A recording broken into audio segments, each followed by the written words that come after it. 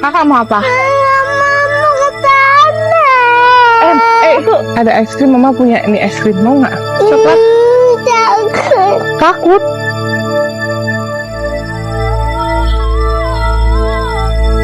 Takut apa? Kok takut? Kakak kenapa nggak mau di sini? Kakak, mama tanya, kakak kenapa nggak mau di sini? Mama tanya, kenapa nggak mau di sini? Mau keluar. Halo teman-teman, selamat datang lagi di channel ini. Hari ini kita bakal bahas isu yang lagi ramai dan penuh kontroversi.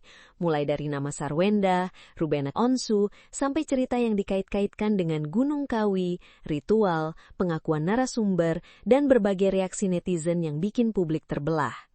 Tapi, benarkah semua yang beredar itu fakta? Atau justru cuma rangkaian asumsi, potongan cerita, dan opini yang makin liar kemana-mana? Di tengah munculnya pengakuan, klarifikasi, sampai dugaan adanya dampak ke orang-orang terdekat, ada perkembangan terbaru yang bikin pembahasan ini makin panas dan makin banyak dipertanyakan publik. Kita bahas satu persatu dan lihat sendiri bagaimana alur ceritanya berkembang sampai sekarang. Yuk kita tonton videonya. Kenapa? Oh, mau ke depan aja, Kak? Mau ke depan dia. Lihat atas apa? Emang rumahnya ini? Gitu. Bener gak sih? Nggak tahu. Aduh nggak tahu, aduh. Biasa aja ya. Tapi nggak pernah di ini ya. Ya, istilahnya gini, kita punya dunia masing-masing. Jadi sendiri-sendiri aja. Kamu mau hormati kalian.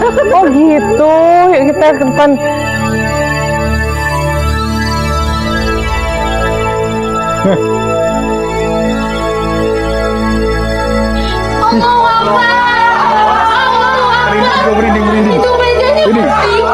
Kakak kenapa nggak suka di sini? Di belakang. Jadi ngeliatin ke atas. Nggak ada apa-apa kak. Ini kan kolam renang. Kakak mau berenang? Enggak. Jadi kakak mau apa? Pulang. Ada ini main. Karena kita nggak utang. Iya, sebenarnya ada suara, kan ada suara kuntilanak. Rumah lu ada suara. Di rumah lu itu. Jangan mainan handphone. Rumah lu itu, enggak, itu jangan bercanda. Rumah lu gua kayak gini, gua mau tuh. Mana? Itu mainan handphone siapa sih main suara-suara kuntilanak? Itu kuntilanak beneran. Sandi, apaan? Hah? Gua takut gua. Gila deh. Takut lo gue. Ya gue juga takut, orang gue baru sebulan di rumah ini sudah bersuara. Masih ada yang mau disampaikan?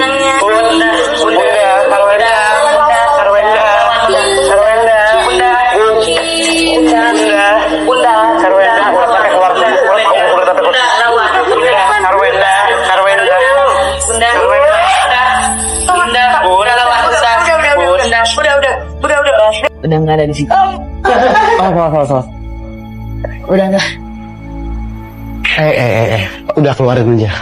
Ki. Tolong pegangin. Tolong pegangin ya.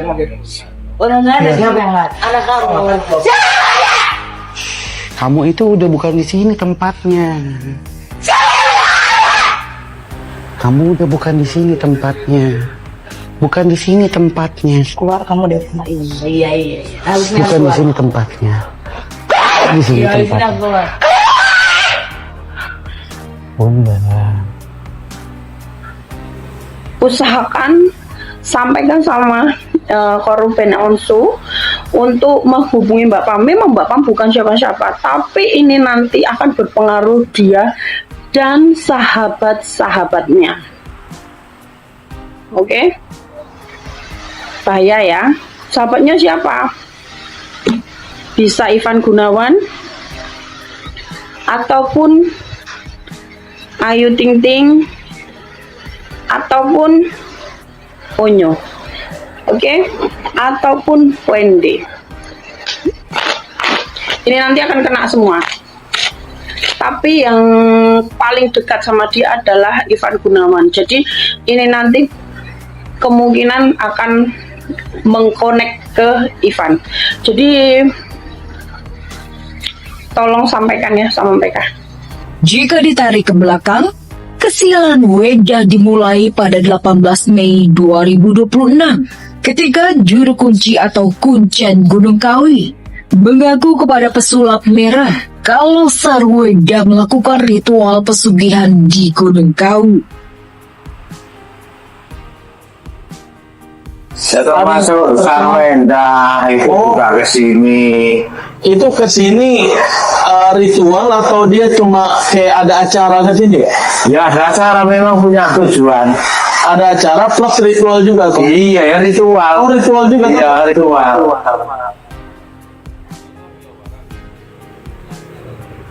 Sarwenda boleh saja menampik dan membantah. Namun faktanya, di Gunung Kawi terdapat vihara Dewi Kuan Yin yang dipercaya masyarakat Tionghoa dan penganut ajaran Buddha sebagai simbol welas asih dan kasih sayang. Kalian udah nonton belum yang di sini saya bongkar semuanya? Udah nonton belum? Ternyata di situ ada 13 orang yang sudah lenyap loh guys. Aduh serem banget ya. Nah ini tidak di go public, maksudnya tidak di show up ke publik, sudah lama didiamin gitu. Karena memang ini sangat riskan lah gitu ya. Nah cewek ini yang sudah ngebongkar ini di YouTube, dia juga salah satu korban. Tapi pada waktu malam itu dia langsung telepon keluarganya dan dia langsung besoknya itu keluar dari rumah itu, dan akhirnya dia sampailah di kampungnya dan langsung konsultasi dengan ibunya. Terus ibunya bawa dia ke ustadz.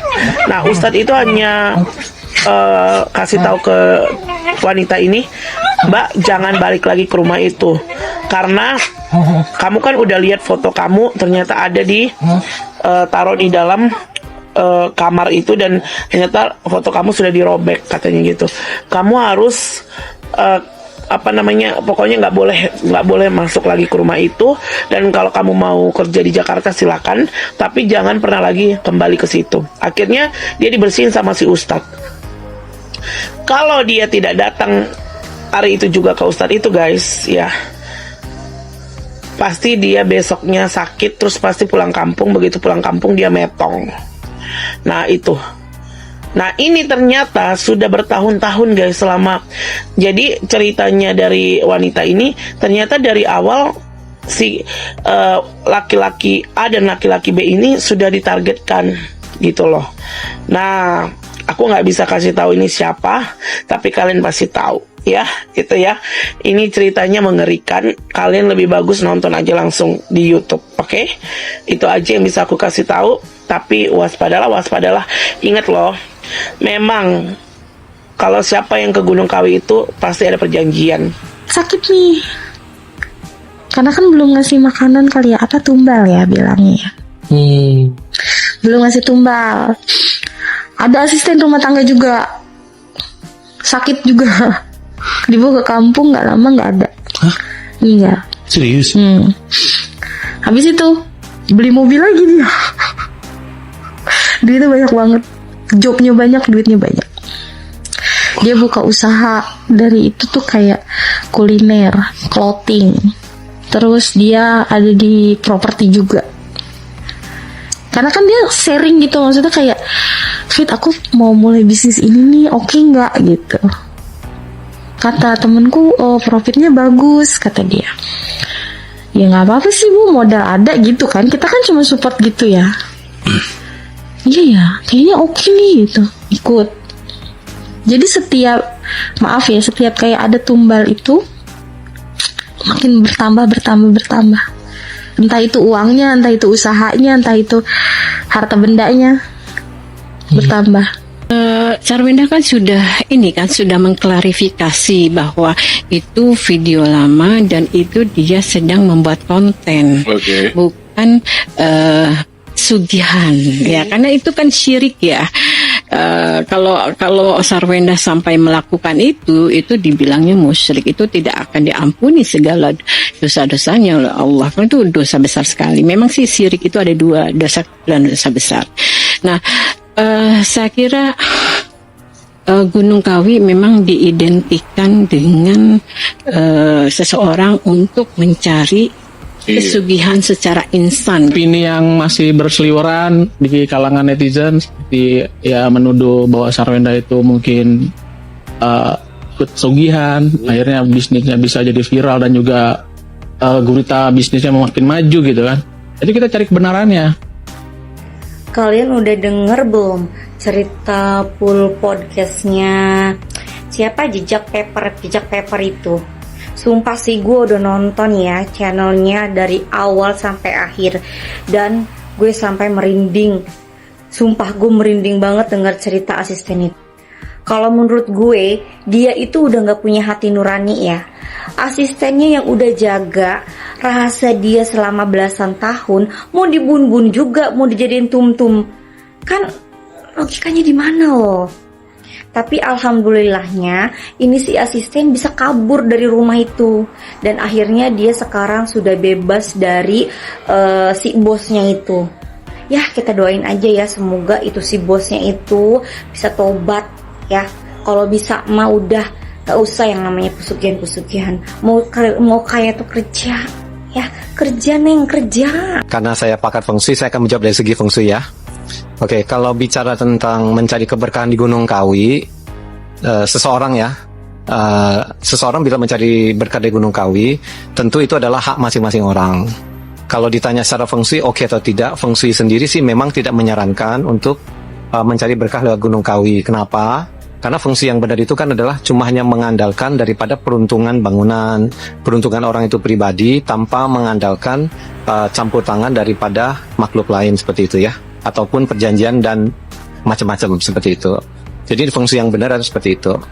Kemudian terlepas dari Sarwenda benar melakukan atau tidak, itu juga haknya dia. Dan setauku kan dia sudah tempoh sempat mengklarifikasi bahwa dia tidak melakukan itu ya, dalam kegiatan studi, dalam kegiatan syuting film dan sebagainya. Oke, jadi kalau memang benar, iya, tentu ada konsekuensinya. Biasanya kalau ada perjanjian di Gunung Kawi itu tentu ada harga yang harus dibayar.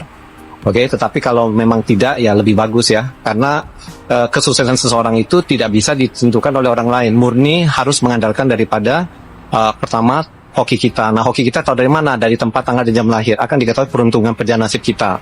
Kadang, seperti sekarang ini, dia kan lagi ada masalah dengan kontrak kerjanya dia, dengan endorser atau produk-produk yang endorse dia kan tiba-tiba ada yang mundur nih. Oke, jadi tidak bisa kita serta-merta merelate itu karena ini karena ada pesugihan nih, karena ada Gunung Kawi dan macam-macam. Hoki orang itu selalu berputar kayak gitu loh. Jadi kita jangan berburuk sangka dulu, berpikiran negatif. Ini karena ada efek dari perjanjian atau apapun itu ya. Hoki orang itu berputar. Ya kemarin mungkin beberapa tahun lalu hokinya bagus, sekarang lagi kurang ya. Tanggapan Ruben Onsu mengenai isu ritual Sarwenda di Gunung Kawi kini menggemparkan publik. Pasalnya, Ruben disebut tak menyangka dibalik sifat keibuan mantan istrinya tersimpan ambisi besar demi meraih kekayaan. Namun hingga kini, isu tersebut masih jadi tanda tanya di kalangan para netizen. Dari kasus artis kemarin, gue tuh geleng-geleng kepala. Kenapa? Si perempuannya ini, gue menduganya ya, si perempuannya ini kesepian mungkin ya, karena yang suaminya itu, yang lakinya itu, kalau sekarang udah jadi mantan. Nah, sibuk terus kerja, cari uang untuk dia. Yang dengar-dengar konon katanya dapat 200 juta sebulan, tapi nggak ada harganya di mata mantan istri yang sekarang tuh ya, nggak ada harganya. Nah, ini jadi tamparan keras buat kita nih, para cowok-cowok. Ternyata perempuan yang model-modelan gini tuh kagak mau, kagak suka si lakinya itu berkorban jiwa dan raga gitu. Gimana gue nggak bilang jiwa dan raga? Laki-laki mana sih yang pengen di luar rumah terus? Laki-laki mana sih yang pengen kerja setiap hari pagi, siang, sore, malam? Semua laki-laki pengen di rumah, pengen tiduran, pengen rebahan. Cuman ya perempuannya ini mungkin kayaknya sih nggak kuat godaan. Banyak sekali hal-hal yang membuat sesuatunya jadi tidak sepaham lagi. Contoh dari pengamatan gue ya, sebagai netizen sekaligus sebagai influencer buat kalian ya. Mungkin ada kemungkinan karena perbedaan keyakinan, karena kita ketahui bersama si mantan suaminya ini udah pindah keyakinan. Kedua, karena kesibukan kerja, si mantan suaminya ini sibuk kerja, mungkin sampai rumah. Gue ngerasain pernah punya orang tua kalau udah capek kerja di luar pasti sampai rumah kadang udah nggak ada gairah lagi. Maksudnya gairah itu kayak udah nggak ceria lagi karena udah capean, pengen istirahat. Gue ngerasain banget tuh yang namanya orang tua pulang tinggal tidur kayak gitu. Kayak si istri itu mungkin kurang perhatian, mungkin kurang ini, ketika datang godaan yang lebih tinggi, lebih putih, mancung, cakep gitu kan, udah dah di ler itu, maksudnya di ler itu maksudnya pasrah gitu, udah langsung terbuai gitu, seolah-olah pengorbanan suaminya yang lalu itu nggak ada harganya lagi. Nah, gue nggak habis pikir karena gimana ya, di sisi lain si perempuannya kesepian, di sisi lain juga si lakinya itu, mantan suaminya itu udah bekerja sekuat tenaga gitu. Malah ini ada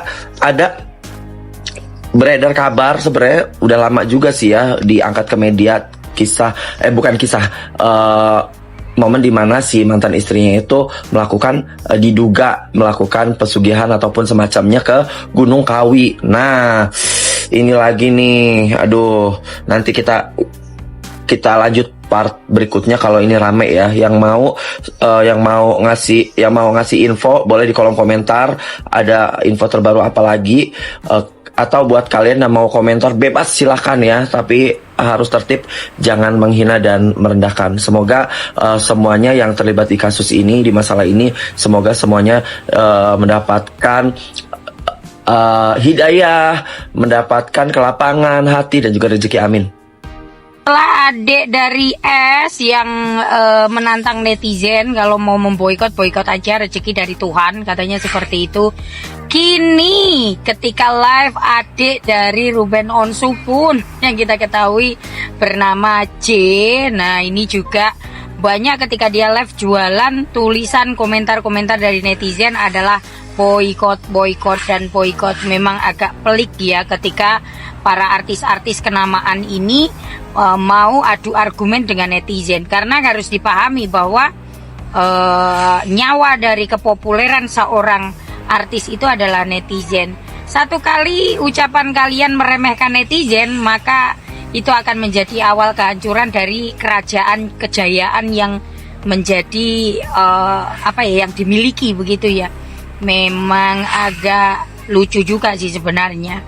Tapi di sini ada yang namanya pesan moral ya. Ketika kamu itu terlalu bersuara pada suatu hal yang sebenarnya tidak boleh dan mulai meremehkan sesuatu, salah satunya adalah netizen. Nah, ucapan seperti ini, aku tidak butuh kamu para netizen. Ya salam, itu namanya nantang pisau tajam untuk ditancapkan di batang leher. Kan ya begitu. Semoga ini semua baik-baik saja. Saya juga mendukung dengan apa yang disampaikan oleh Ruben Onsu tadi tentang hak asuh ya, hak asuh untuk anak-anaknya, pengalihan hak asuh untuk anak-anaknya. Semoga semuanya baik-baik saja. Kita sebagai netizen mendoakan yang terbaik dan hanya bisa memberikan pemahaman kepada para artis-artis.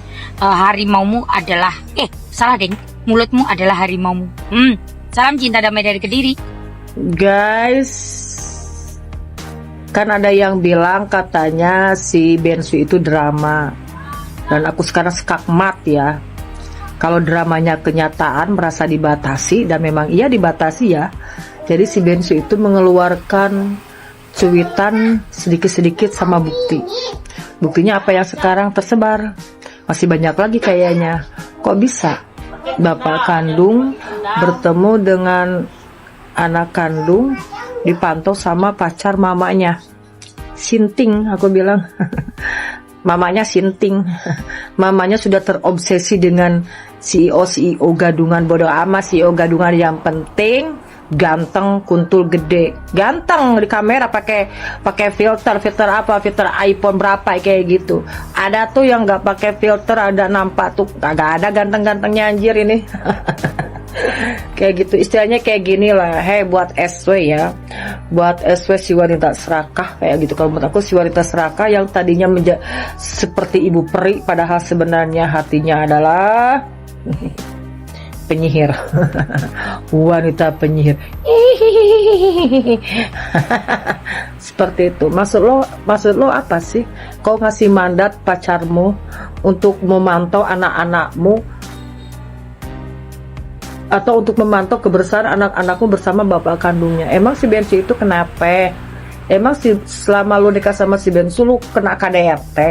Emang selama lu nikah sama si Bensu lu diselingkuhi? Emang selama nikah sama si Bensu lu merasa teraniaya atau kayak mana? Kagak kan, yang ada lu diratukan anjir. ATM aja lu unlimited. Karena jejak digital itu nggak bisa dibohongi. Goblok, wanita goblok, wanita sinting aku. Kayak gitu.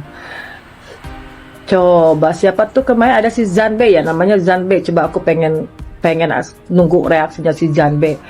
Janbe, bapak kandung lagi main nih sama anak kandungnya. Kok bisa dipantau sama orang luar? Walaupun itu pacar mamanya, itu adalah orang luar, sinting. Pantesan si Bensu bilang dibatasi lah. Iya, ini ngapain? Lagian laki-laki tuh orang luar ini gak tahu diri anjir. Demi apa sih mau jadi kacunya si SW kayak gitu? Jadi kacu apa kagak ya? Pemuas nafsu si SW. Demi apa? Demi ini. Selama deket sama si SW kan nama lu ada. Di dunia pertiktokan dulu kemana kagak ada. Si SW mendompeng siapa? Mendompeng Ruben Onsu. Jadi yang playing victim itu siapa? Yang drama itu siapa? Kalau Bensu oke lah dibilang drama, tapi dramanya nyata, tidak halu. Honor Ponder juga dia. Kalau sebelah dramanya halu, cuma ngadakan bucin lagi pengikutnya juga. Aduh, nggak logis. Bagi gua pengikutnya sinting, semua sinting. Para netinya bijak kali kalau dalam hal menghujat weh. Itulah yang seharusnya kalian sadari sejak awal Wak Wen sama Papio CEO. Agak-agak takut sekarang ya kan weh mau ngopi, apalagi kopi Nescafe. Soalnya kan weh, terakhir aku ngopi pakai Nescafe ya kan weh, yang rasa-rasa mokondo. Kayaknya ada yang nyangkut hutang di sini weh. Iya, terus kan weh, takutnya juga pas kita lagi ngopi ya kan weh. Ya, ada katanya rasa-rasa nggak tahu diri, ya kan, nggak tahu malu. Terus ada rasa-rasa numpang di rumah orang gitu weh. Jadi ya, kan kalau ngopi saran aku mending kapal api, ada kapalnya sendiri. Mending luak white kopi ya kan, ada kandangnya sendiri. Ya, mending kalian ngopi Golda, walaupun murah ya kan weh, tapi nggak ngopi di rumah Ruben, ya kan weh. Jadi daripadanya kalian ya kan kena hujatan neti juga, cari yang aman aja lah weh. Gak usah kalian ngopi Nescafe, apalagi yang rasa mau kondo, gak usah, ya kan. Repot memang. Kalian nggak sadar harusnya kalau kalian bisa jaga sikap sejak awal, ya kan. Pasti nggak ada yang kayak gini. Kalian udah bisa kalian tiap hari live, apalagi kalian bilang kan per sejam kalian live ya kan, tiap hari kayak gitu kan. 200 juta dapat kalian. Bayangkan kalian udah berapa bulan, udah berapa minggu kalian kayak gini bungkam, ya kan? Anturan udah bisa kalian pergi jalan-jalan honeymoon ke luar negeri gitu, iya kan? Atau minimal ya kan, nggak usah lah kalian sange-sangean di dalam video kalian itu lagi nge-live kayak gitu. Langsung lah kalian sewa hotel kayak apa kayak ya kan? Memang kalian ada longor-longor kalian ketemu. Heran aku. Ini lagi brand-brand ini ngapain lah kalian pakai kayak gitu orang lagi, Kalian cari gara-gara. Terakhir apa? Sibuk kalian klarifikasi kalian kan? Dalam hati kalian, oh lagi panas nih, lagi ini beritanya cocok lah nih, disandingkan masuk nih produk kami biar naik. Apa? Kena ujat lah kalian, ngorok kali kalian. Nikmat kali lah. Itulah udahlah, tahankan kalian lah dulu sekarang. Udah bagus sih cara kalian menghilang, ya kan? Dan aku memang kayak mana aku bilangnya? Aku pihak si lakinya pun merasa gini, weh. Memperkeruh suasana juga ya kan. Ya cemana lah, udahlah terima nasib. Cemana lah sih yang diketahui para publik itu kan memang mantan laki ya kan. Jadi ya udah puluhan tahun dia ya kan. Kawan-kawan dia tuh banyak yang punya power, yang pengikutnya jutong-jutong. Sekali bersuara udah lewat lah kalian, tamat lah white clan. Ya udahlah ya weh ya, aku mau menikmati kopi luwak white kopiku ini yang tidak ada rasa mokondo, yang tidak ada rasa pengen nendang tuan rumah, yang tidak ada rasa nyangkut kutang, yang tidak ada rasa pura-pura CEO, enggak, yang tidak ada rasa pelangi ngondek, yang tidak ada rasa mencintai janda gadis spesial ya kan, yang tidak ada rasa numpang hidup, yang tidak ada rasa putus urat malu ya. Pokoknya rasanya rasa luwak white coffee mantap. Dah, ini lagi ya kemasannya. Kalian pakailah si Wawa ini. Kalian minumlah kopi yang ada gambar si Wawa ini. Oke teman-teman, setelah ngikutin semuanya sampai akhir, kalau dari sudut pandang pribadi saya ya, dan ini murni opini saya sebagai orang yang menonton, mengamati, dan bereaksi terhadap narasi yang beredar, saya merasa kasus seperti ini selalu menarik, karena sebenarnya bukan cuma soal siapa yang benar dan siapa yang salah, tapi lebih ke bagaimana publik membentuk cerita dari potongan-potongan informasi. Yang paling pertama ingin saya garis bawahi adalah soal isu yang dikaitkan dengan ritual, pesugihan, atau hal-hal yang sifatnya spiritual dan sensitif. Buat saya pribadi, kalau belum ada bukti yang jelas dan kuat, saya tidak nyaman untuk langsung percaya penuh. Karena zaman sekarang itu informasi bergerak cepat sekali. Satu video dipotong, satu narasi dilempar, satu orang berkomentar, lalu tiba-tiba sudah berubah jadi fakta di mata publik. Padahal belum tentu. Saya juga melihat ada fenomena menarik. Ketika seseorang sedang berada di puncak, publik cenderung mencari alasan kenapa dia bisa sukses. Kadang kalau suksesnya terlalu besar, muncul asumsi macam-macam. Ada yang bilang karena relasi, ada yang bilang karena strategi, ada yang bilang karena keberuntungan, bahkan ada yang mengaitkan ke hal-hal mistis. Padahal realitas hidup seringkali jauh lebih rumit dari itu. Kalau bicara soal sosok publik figur, saya rasa mereka juga manusia biasa. Mereka punya keputusan hidup, punya masalah keluarga, punya tekanan pekerjaan, punya ekspektasi publik yang sangat besar. Dan ketika semua itu digabung jadi satu, akhirnya apapun yang mereka lakukan bisa ditafsirkan macam-macam. Yang juga saya soroti dari narasi tadi adalah bagaimana opini publik sering melebar ke urusan pribadi, rumah tangga, hubungan dengan anak, sampai karakter seseorang. Nah, di sini saya pribadi agak hati-hati. Karena jujur ya, kita sebagai penonton sebenarnya cuma lihat bagian luar. Kita nggak hidup di rumah mereka. Kita nggak tahu percakapan di balik layar. Kita nggak tahu apa yang sebenarnya terjadi. Kadang yang kita lihat cuma 30 detik video, 1 menit cuplikan live, atau beberapa postingan lalu kita merasa sudah tahu keseluruhan cerita. Padahal belum tentu. Kalau soal hubungan keluarga yang sedang ramai dibahas, saya pribadi selalu sedih kalau urusannya sampai menyangkut anak. Karena pada akhirnya, apapun konflik orang dewasa, anak-anak tetap anak-anak. Mereka tidak memilih lahir di tengah sorotan publik. Saya juga merasa netizen sekarang punya kekuatan yang luar biasa besar. Dukungan netizen bisa mengangkat seseorang, tapi kemarahan netizen juga bisa menjatuhkan dengan sangat cepat. Makanya saya pribadi setuju satu hal, hati-hati dengan ucapan. Bukan cuma buat publik figur, tapi buat kita semua. Karena kadang satu kalimat yang keluar saat emosi bisa disimpan internet bertahun-tahun dan diputar ulang kapan saja. Di sisi lain saya juga paham kenapa banyak orang penasaran dengan isu-isu seperti ini. Ada unsur misteri, ada unsur drama keluarga, ada nama besar, ada cerita yang terasa tidak biasa. Secara konten memang menarik, tapi menarik belum tentu benar. Dan viral belum tentu valid. Kalau saya boleh kasih pandangan pribadi, saya lebih suka melihat orang sukses karena kerja keras, konsistensi, jaringan, dan kesempatan dibanding langsung mengaitkan semuanya ke sesuatu yang belum jelas. Karena kalau setiap orang sukses selalu dicurigai begitu, jadinya kita lupa kalau proses panjang itu memang ada. Saya juga melihat di narasi tadi, ada beberapa pihak yang akhirnya ikut terseret padahal belum tentu berkaitan langsung. Ini sering terjadi, ketika satu nama viral, lingkaran terdekat ikut dibahas, teman ikut diseret, keluarga ikut disorot. Padahal belum tentu mereka terlibat apa-apa. Makanya saya rasa penting buat kita tetap pakai nalar dan tidak terlalu cepat mengambil kesimpulan.